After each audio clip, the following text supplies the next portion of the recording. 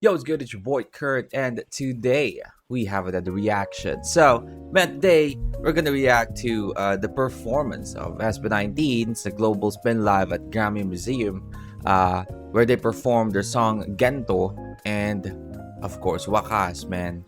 So, napakaganda ng selection ng performance na pinili nila kasi the other one is, of course, one of their biggest song. At the same time, like, great choreography and a upbeat, song. And the other song is, a ballad song, which is Wakas, and we can consider Wakas as one of their best ballad, like definitely top 3, right? If we're ranking all of their ballad song, I feel like Wakas definitely has a spot on top 3. But yeah, napakagandang selection, no? Parang kung may makapanood man nito or kung pupunta man or may kita nila na ito yung range ng SB19 na kaya namin gawin, no? In just 2 songs. Napakagaling. Well, I'm really excited with this. Without no further ado, let's get it.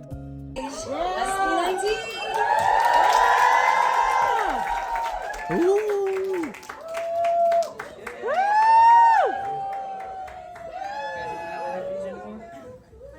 I'm sorry, is this before the interview or is this after the interview? Because I feel like it's before, Hey. I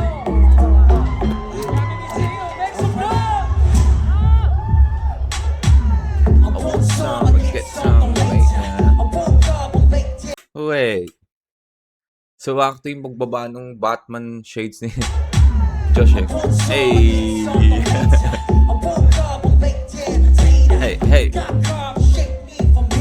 Para me, no, mediocre.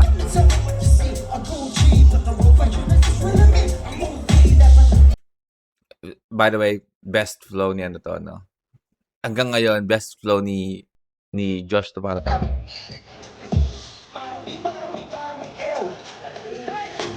Oh, they take it back. Siguro ano pa rin, what? Hey, that's flower.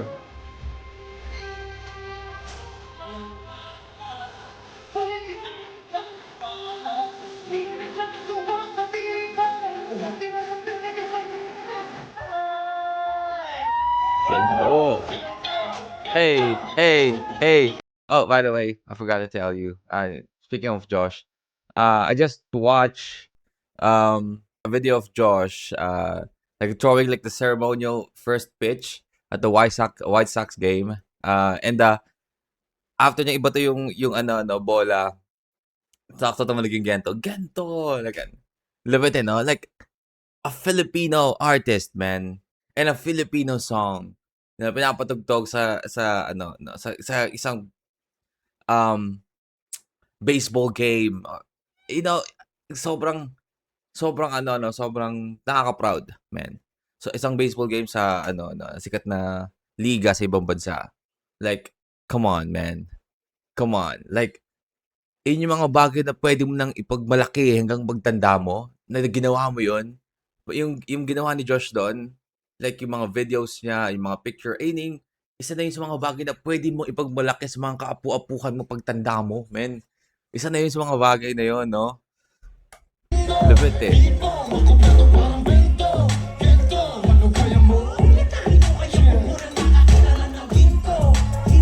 Hey!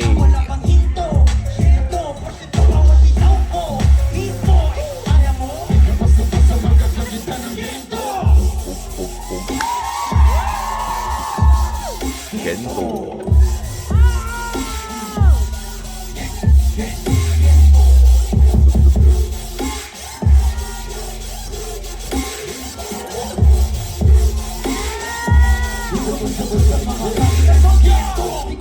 May palabas ng may papakita ng brief, no?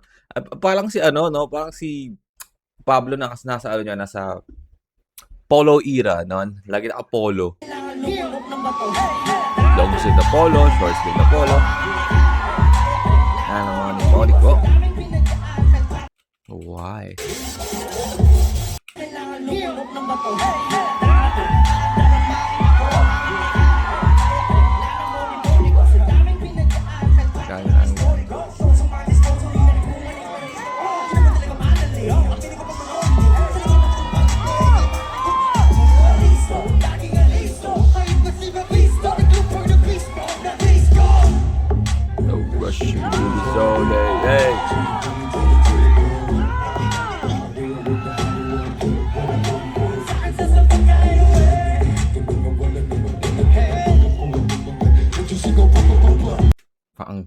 Sabi ko sana, parang galing sa lupa, eh, no? Tapos yun na pala yung sunod niyang line, no? Tara mo. Di ba? I was about to say, boss, si Kid parang galing sa lupa, eh, no? Pero yun na pala yung next line again. Hindi mo makukuha.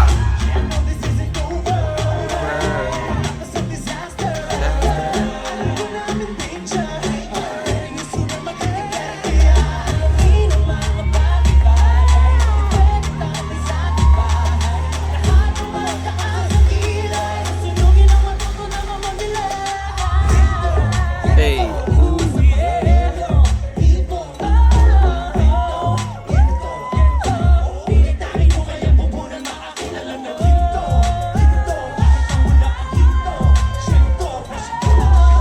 Shit.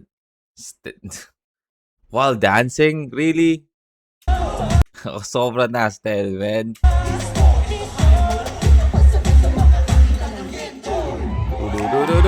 Hey.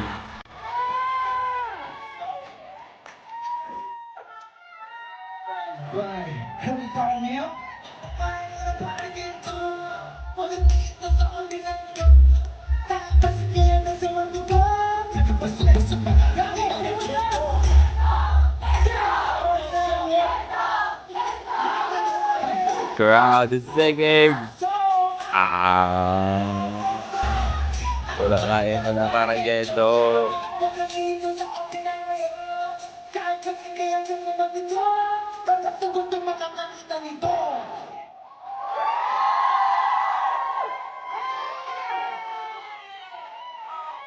Hey.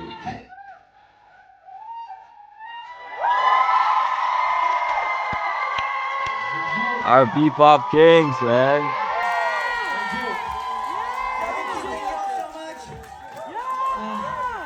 That was Gento. Now, pinakita nila na they can perform a hype song and also they can dance and that they have a good choreography, no? So yun na, no? Ngayon, papakita naman nila yung ballad. Ano nila?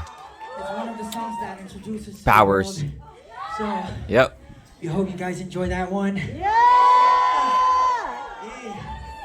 Before we get into our last performance, I would just like to thank Grammy Museum for having us here tonight.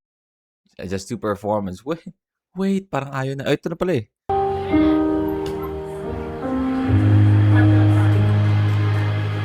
Ballad naman, no?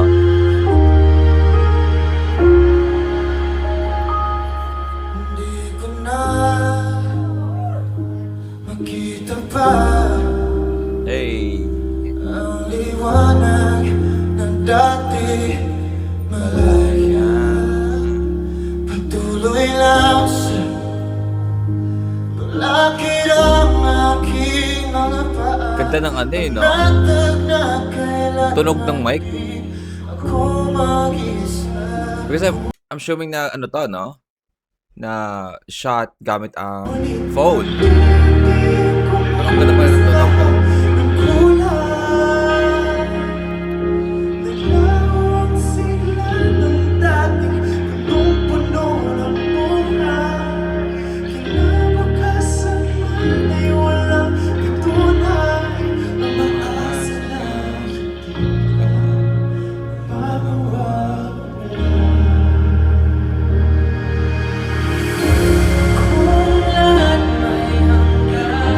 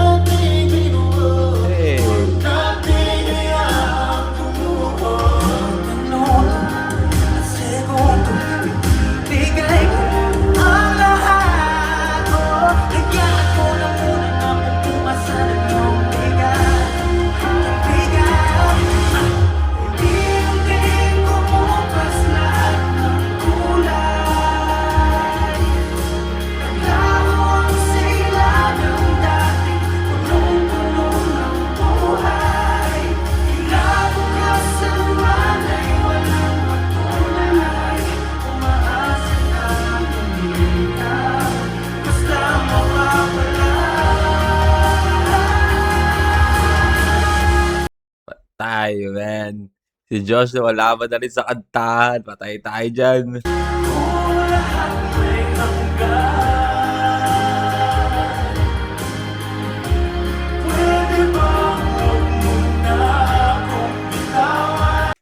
Bakit may, bakit may paghawak? Ano nangyari dito?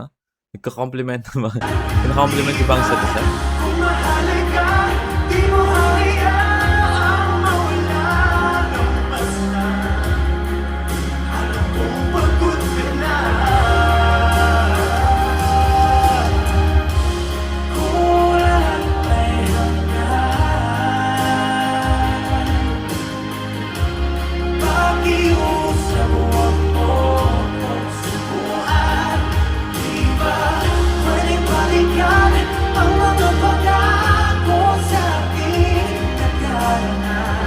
Hey.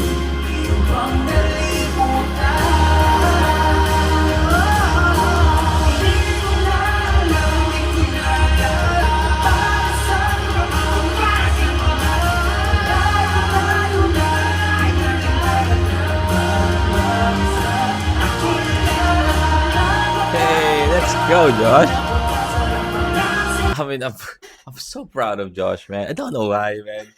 You know, like, sobrang laki ng in-improve niya in terms of singing. I'm just proud, man. Every time na kinakanta nila to, narinig ko si Josh na kinakanta to. Sobrang na ano, kasi parang ito yung masabi kong ballad song nila na sobrang makikita mo na nag-improve yung vocals niya, no? Kasi hindi siya dito kumakanta na. Kasi may mga iba silang ballad na usually meron siyang part na kumakanta siya pero hindi talaga sa part na yung sobrang hirap, 'di ba? Yung parang ano lang, parang um low tone na na melodic na usually like a half part of the like a first verse or a third or a second verse, something like that, and then just harmonization at the chorus or the hook or maybe at the bridge. Laging ganon, 'di ba? So we cannot ano yung vocals ni Josh is di talaga usually na-highlight sa mga like ballad nila. I mean in their like rap songs, I mean nagsha-shine ng sobrang laki ni ano doon, ni Josh doon, no. Again, one of the greatest rhyme scheme na narinig ko, no, is From What, right? Yung ano niya, yung verse niya doon. 'Di ba? So sobrang nag-shine 'yon pagdating sa rap, pero pag ballad, but dito sa kanta nilang Wakas, man, nakaka-proud kasi may nilagay siya sa part kung saan bumibirit siya, eh, no? Hindi siya pang ano lang, pang simula lang ng verse, Hindi siya pang, pang hindi lang siya pang ad-lib at the background, to add to the harmonization. Nilagay siya sa part na kung saan bibirit talaga siya, So, nag-shine talaga si Josh sa kantang to. I'm sorry, I'm yapping too much. I'm just proud of Josh, man.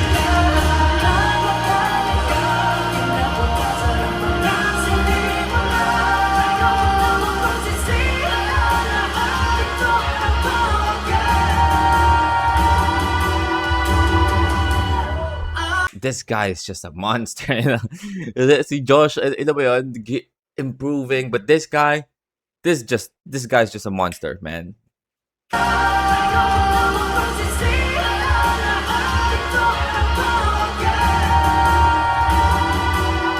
God damn it, man.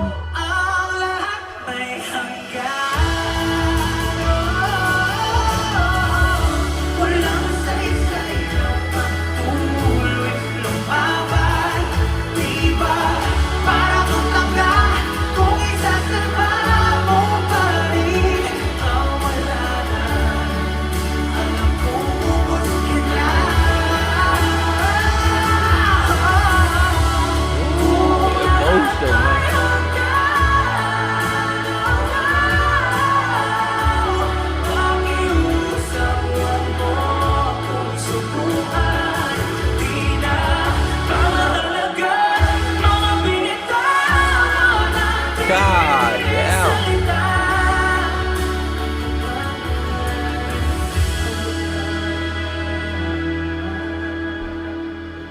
Still, man.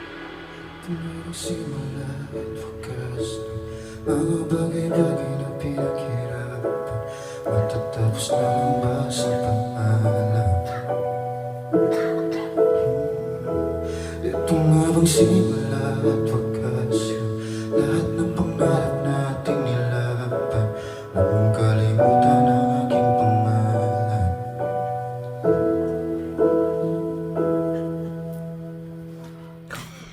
I got a fucking goosebumps, by the way. I don't know if you can see it, but I'm just really showing up my muscle. No, I had just a goosebumps sa party. What the fuck? Alam mo, ko na mapakinggan yun, pero an extra, emotional yung party Ken doon, no? Huwag mong yung lalo sa party, huwag mong kalimutan ang aking pangalan. Like, it feels like the first time again. No, ito yung goosebumps na naramdaman ko nung first time ko narinig yung part na yun eh. Tapos ngayon ulit, like, why? Why? Ano nangyari sa akin? Okay, that is SB19 performing their song Gento and Wakas sa Grammy Museum. This is SB19 Grammy Museum Global Spin Live. Proud to be Pinoy, man. Proud to be Pinoy. Ito na naman tayo eh, no? Ito na naman tayo. Pag meron na namang Pinoy, no? Or Filipino group na nakaabot ng isang panibagong karangalan na may bibigay sa bansa, ang dami na naman maging bandwagon, no? Ang dami na naman magkasabi na, SB19, no? Diba? I mean, nakakatawa na every year na meron silang nakakabot, parami ng parami, no? But at the same time, nakakaisipin na, you are one of those bashers before you. Fucker. You're one of those bashers before, man. Again, okay lang yung casuals, no? Magtatanggol ko yung sarili ko dito because again, I did say to you guys na hindi ko sila pinapakinggan before, no? Nakwento ko na tayo, no? Hindi ko sila pinapakinggan before. Hindi dahil ayaw ko sa kanila, no? Kundi dahil nakukornihan ako sa concept ng boy group sa Pilipinas. Kaya ako sila iniiwasan before. Pero never ako nagbato ng kahit anong bashing na comments sa kanila or sa mga videos nila or songs nila or sa kanila mismo. Kasi nga, iniiwasan ko sila eh. No? So, wala kayo nakikita. So, alam ko, sana gano'n yung ginagawa ng mga nangbabash sa kanila ngayon. No, yung ginagawa ko dati, na kung ayaw nyo sa kanila, di iwasan nyo na lang. No? Wala namang ginagawa sa inyo eh. Anyway, I'm yapping too much. But, I feel like after the Lollapalooza, man, after this and Lollapalooza, tomorrow, 18, it's gonna go fucking bonkers, no? Like, I feel like yung size natin is the doble pa, no? Because of Lollapalooza. Well, we'll see, man. But that's a reaction for today. Hope you guys enjoyed that. And see you on the next one. Peace.